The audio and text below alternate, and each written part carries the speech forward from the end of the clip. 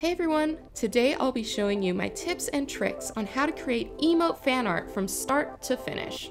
We'll go over 6 key points in the emote making process, so let's get started with step 1, research.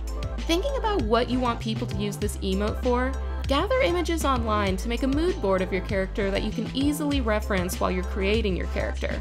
Get images to show what the character's personality is like, if there's any unique physical attributes, and hopefully getting various angles to get yourself kind of a turnaround. Step 2 is design.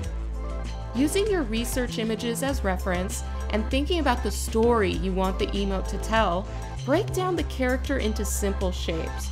Don't be too exact with the reference images. You may have to skew or change things slightly to be able for it to fit in this smaller area. So just get the shapes down and allow yourself some extra room to draw outside of the box so you can work on framing after you get the pose down. Step 3 is framing. After you've finished the design, think about how it's sitting in the small square. Are you utilizing the space as best you can? Can you crop out any unnecessary areas while still being able to tell what the character is and the story the emote is telling? Play around with it and don't be afraid to change a few things in order to make it have the best dynamic pose you can. Step 4 is simplify. The design has to work at a very small size. View it as large and small as you're working on it. Clear up any complicated areas and make sure strokes are thick enough.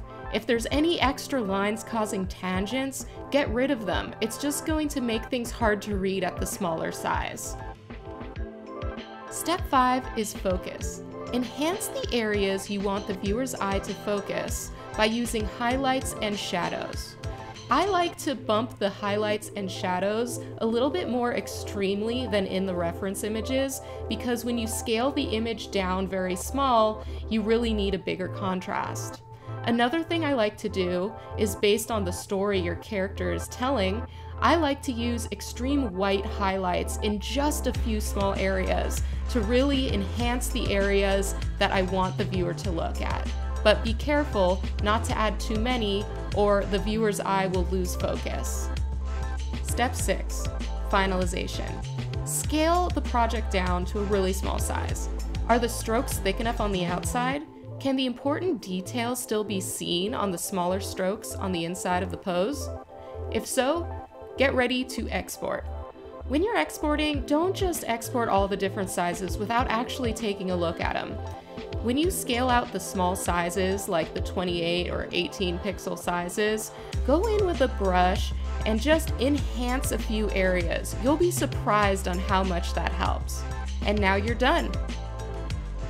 Thank you so much for checking out this tutorial. If this helped you at all, I'd appreciate a like, a subscribe, and stay tuned for more nerdy tutorials and DIYs on this channel.